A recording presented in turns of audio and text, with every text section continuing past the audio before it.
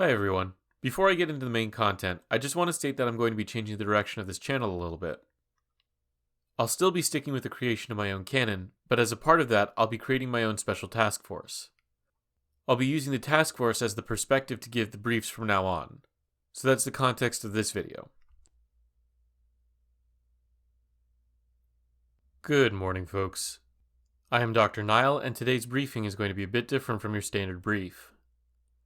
Before we get started, I want to preface things by reminding everyone that this brief is classified at level 4, and you are all specifically chosen to hear this brief. Instead of talking about a particular SCP, today I will be talking about my change in role here at the Foundation and the creation of a new special task force. Due to my prior experience as a member of a mobile task force, I have been asked to take the lead on this new STF. I will primarily be remaining on the research side of this STF. However, if an expert in the field is needed, I will be tagging along with the tactical squads. In other words, I will be taking part in the same training and preparation, so the STF won't need to babysit me in the field. This new special task force is designated STF Gamma 21 with the codename Hand of Clubs. The mission statement for STF Gamma 21 is as follows: the recovery and containment of anomalies that have been deemed too dangerous for a small mobile task force to recover without significant casualties, or in direct combat actions against groups of interest utilizing SCPs as weapons. As such, STF Gamma 21 will be an all-volunteer task force.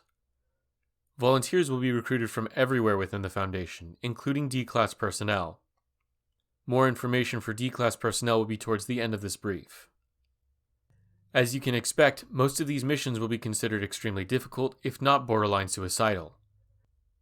To mitigate the dangers volunteers will be facing, I have been given permission to utilize various SCPs to alter our tactical squads with the goal of making them, for lack of a better phrase, superhuman.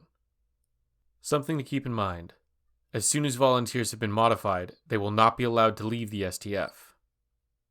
All personnel intending to join STF Gamma 21 must meet the following requirements. Must receive a psychological evaluation from at least 2 different Foundation psychologists, both of which must state that the volunteer has no indications of megalomania and are capable of handling extreme adversity.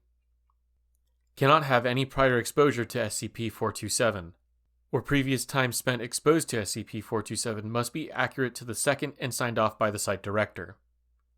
No spouse or children.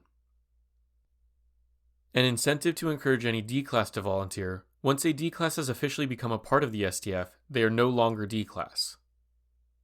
However, there will be a trial period for any D-Class seeking to join STF Gamma 21. That trial period will only end once their sergeant or captain states that they are trusted and capable. D-Class personnel who wish to volunteer must meet these additional requirements.